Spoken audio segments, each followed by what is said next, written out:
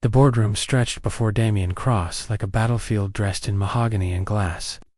Sunlight poured through floor-toozling windows, illuminating the faces of 12 board members who sat in judgment of his future. Hello everyone. Before we dive into today's story, I have a small favor to ask. Please hit subscribe and turn on the notification bell so you never miss our channel's new videos. It's quick, free, and the best way to support us in bringing you more emotional stories like this one. Your support means the world to us. Where are you watching from? Drop your city or country in the comments below. Thank you so much. Now let's return to our story. At 35, Damien had built Cross Industries from near bankruptcy into a multinational powerhouse through sheer determination and calculated risk. But today, none of that mattered. Today, his empire hung in the balance, and the price of keeping it was steeper than any business deal he had ever negotiated. Vincent Cross, his uncle and the company's largest shareholder after Damien, leaned back in his leather chair with the satisfied expression of a man holding all the cards. The terms are simple, Damien. You marry into the Bennett family, we secure the merger with Bennett Technologies, and you retain control of the company your father built. Refuse, and we call for a vote of no confidence. You know how that will end. Damien's jaw tightened.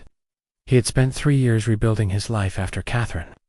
The woman he thought he would marry left him for someone with better political connections. That betrayal had taught him a valuable lesson. Love was a weakness that people exploited. Business was predictable. Emotions were not. He had built walls around his heart, walls he had no intention of letting anyone breach again. I want to see the contract, Damien said, his voice devoid of emotion. The company attorney slid a leather portfolio across the polished table. Damien opened it, scanning the terms with practiced efficiency. Marriage duration: 1 year minimum. Public appearances required. Personal obligations: none beyond maintaining the appearance of a functional marriage. It was clinical, transactional, everything a modern arranged marriage between powerful families should be. Who is she? Damien asked, without looking up. Nora Bennett, 28 years old. She runs a small charity foundation. From what we understand, she is equally opposed to this arrangement, but has her own reasons for agreeing. Damien closed the folder. When do I meet her? You don't. Not until the wedding day. The Bennett family insists on privacy until the ceremony. A bitter smile touched Damien's lips. Perfect. A marriage to a woman whose face he would not see until they stood at the altar. It was almost poetic in its cruelty. He picked up the pen, feeling its weight in his hand, and thought of his mother. She was in the hospital again, her illness draining the family's resources faster than even his considerable wealth could manage. If he lost control of Cross Industries, he lost access to the experimental treatments keeping her alive. The pen touched paper. His signature flowed across the page in bold strokes that sealed his fate. When is the wedding? He asked, setting down the pen. 2 weeks. We will handle all arrangements. You simply need to appear. Damien stood, buttoning his suit jacket with mechanical precision. Then we are done here. He walked out of the boardroom into the corridor beyond, his footsteps echoing against marble floors. The Manhattan skyline stretched outside the windows. A concrete jungle he had conquered through intelligence and ruthlessness. But this victory felt hollow. He had just sold himself into a loveless marriage to protect everything he had built, and there was no satisfaction in that sacrifice. The elevator doors closed, and Damien caught his reflection in the polished steel. He looked exactly as he always did, composed, controlled, untouchable. But inside, something ached. He remembered Catherine's words when she left. You love your work more than you could ever love me, Damien. I need someone who can actually feel something. Maybe she had been right. Maybe he had become so focused on building his empire that he had forgotten how to be human. And now he was about to enter a marriage that required no humanity at all. Just the appearance of it. The following days blurred together in a series of fittings, briefings, and preparations. Stylists measured him for his wedding suit. Event coordinators showed him floor plans of the venue. Public relations specialists coached him on how to smile for photographers. Through it all, Damien remained detached, treating his wedding like any other business obligation. But 3 nights before the ceremony, something unexpected happened. He was leaving the venue after a final walkthrough when he heard soft crying from a side corridor. He paused, torn between ignoring it and investigating. The sound was so genuinely distressed that his carefully maintained indifference cracked slightly. He turned the corner and saw a woman in a simple dress sitting on a bench, her face hidden in her hands. She looked up when she heard his footsteps, and for a moment, their eyes met. Hers were red from crying but held a warmth that caught him off guard. She quickly wiped her tears and stood. "I am sorry," she whispered, hurrying past him before he could respond. But as she passed, something sparked in Damien's memory. He knew those eyes. 3 years ago, when his car had broken down on a rural road during a rainstorm, a young woman had stopped to help. She had stayed with him until assistance arrived, offering her umbrella and genuine kindness. He had never forgotten her face or the way she looked at him without recognition, without expectation, just simple human compassion. That woman had been Nora Bennett, and in 2 days, she would become his wife. The wedding day arrived with crystalline sunshine that seemed mocking in its perfection. Damien Cross stood in the preparation room of the estate, adjusting his cufflinks for the 3rd time. His reflection stared back at him from an antique mirror. A man dressed for his wedding, who looked more like he was preparing for a funeral. The tailored black suit fit perfectly, the white rose boutonniere was precisely placed, but his eyes betrayed the turmoil beneath the polished surface. "Mr. Cross, it is time," the wedding coordinator announced from the doorway. Damien took a breath and followed her into the ceremony hall. The space had been transformed into something ethereal, with thousands of white roses cascading from crystal chandeliers and columns wrapped in ivory silk. 200 guests filled the seats, representatives from the business world who had come to witness this strategic alliance disguised as romance. He took his position at the altar, hands clasped behind his back in a posture of control. The string quartet began playing, and every head turned toward the entrance. The doors opened. Nora appeared at the threshold, and despite all his preparations, despite every wall he had built, Damien felt his breath catch. She wore a gown of champagne silk that flowed like water, fitted at the bodice and spilling into a train that whispered against the marble floor. But it was the veil that commanded attention. Layers of delicate tulle that completely obscured her face, creating an aura of mystery that filled the hall. She walked down the aisle with measured steps, her hands trembling slightly around a bouquet of pale roses. Damien could see the tension in her shoulders, the way she held herself together through sheer willpower. He recognized that posture. He wore it himself every day. When she reached the altar, she stood before him, close enough that he could hear her shallow breathing beneath the veil. The officiant began speaking, but Damien barely registered the words. All his attention focused on the woman before him, the stranger who was somehow familiar, the bride who represented both his salvation and his surrender. "The groom may now lift the bride's veil," the officiant announced. This was the moment, the reveal that would seal their contract and begin their year of pretense. Damien reached forward, his fingers finding the edge of the delicate tulle. He lifted slowly, watching as the fabric rose, to reveal first her chin, then her lips, then her nose, and finally those eyes that had haunted him since that rainy night 3 years ago. The veil fell away completely, and Damien forgot how to breathe. It was her, the woman who had helped him, the woman who had shown him kindness when he was at his most vulnerable. And now she stood before him as his bride, looking at him with those same warm eyes now filled with apprehension and recognition. "Hello, Damien," she whispered, so softly only he could hear. His mind reeled. She remembered him. She had known who he was when she signed that contract. Questions flooded through him, but the officiant was already moving forward with the ceremony, asking for their vows. Damien spoke the words automatically, muscle memory carrying him through while his thoughts spun. When Nora recited her vows, her voice wavered but held steady. There was courage in that voice, the same courage that had driven her to stop on a dark road to help a stranger. What had brought her to this altar? What desperation had forced someone so kind into a loveless arrangement? The ceremony concluded with polite applause. Damien took Nora's hand to lead her back down the aisle. And the moment their fingers touched, he felt the tremor running through her. She was terrified. This strong woman who had once offered him shelter from a storm was now trapped in a storm of her own. As they reached the reception hall, Damien leaned close. "We need to talk. Privately." Nora nodded, relief flooding her expression. But before they could slip away, Vincent appeared with several board members in tow, all eager to congratulate the new couple and assess whether their investment in this marriage would pay dividends. "Quite a beautiful ceremony," Vincent said smoothly. "And Nora, you look lovely. I trust you understand the importance of this union for both our families." "I understand my obligations," Nora replied, her voice steadier than Damien expected. Vincent smiled, but there was no warmth in it. "Excellent. Then you will both attend the charity gala next week and the investor dinner the week after. Public perception is everything." Damien felt anger flare. They were treating Nora like an asset to be deployed, not a person. But before he could respond, Nora spoke again. "We will fulfill our obligations as outlined in the agreement.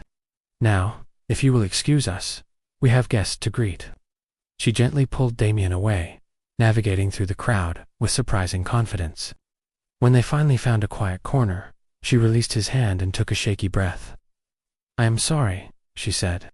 "I should have told you it was me." "Why did you agree to this?" Damien asked, the question he had been holding since the veil fell. Nora looked down at her bouquet, fingers tightening around the stems. "My family is drowning in debt. My father died 2 years ago and left us with obligations we could not meet. When your uncle approached my mother with this proposal, she saw it as our only chance to survive, and I could not let my younger sister lose her education or watch my mother lose our family home." The pieces fell into place. Nora had not married him for ambition or status. She had married him out of love for her family, sacrificing her own happiness to protect them. It was exactly the kind of selfless act he would expect from the woman who had helped a stranger in the rain. "You could have refused," Damien said quietly. "So could you," Nora countered, meeting his eyes. "But we are both here, bound by circumstances neither of us chose." She was right. They were both prisoners of duty, both trapped by obligations they could not escape. But standing there in that moment, looking into eyes that saw him not as a CEO or a contract, but as the man he actually was, Damien felt something crack in the walls he had built around his heart. "I remember you," he said. "That night 3 years ago. You stayed with me until help came." A small smile touched Nora's lips. "You looked so frustrated, trying to fix that expensive car in the rain. I could not just drive past. Why did you not tell me who you were when you signed the contract? Would it have changed anything? We are both here because we have to be, not because we want to be." Damien had no answer for that. She was absolutely right, and yet everything felt different now. This was not just a business arrangement anymore. This was Nora, the woman who had shown him unexpected kindness, and he found himself wanting to protect her from the coldness of the world. They had just entered together. The reception continued around them with champagne flowing and laughter echoing off the vaulted ceilings. But Damien and Nora existed in their own quiet bubble of understanding. They moved through the crowd together, playing their parts as expected. But between them hummed an awareness that had not existed before the veil fell. Then Owen Bennett arrived. Nora's older brother pushed through the crowd with barely concealed agitation. His face flushed and his tie loosened. Damien recognized the protective fury of a sibling immediately, having worn that expression himself when his own sister had been threatened years ago. "Nora," Owen said, ignoring every rule of wedding etiquette. "We need to talk, now." "Owen, this is not the time," Nora replied, her composure slipping. "When is the time? You have not answered my calls for 2 weeks. You signed away a year of your life and refused to let any of us help you." Guests began to notice the confrontation. Whispers started spreading like ripples across water. Damien stepped forward, his voice low but firm. "Mr. Bennett, perhaps we could discuss this privately." Owen finally looked at him, eyes blazing. "You are Damien Cross, the man who bought my sister like a business acquisition." "Owen, please," Nora pleaded, her voice cracking. But Owen had passed the point of restraint. The pressure and guilt had been building too long. Everyone should know the truth. "Nora did not marry you because she wanted to.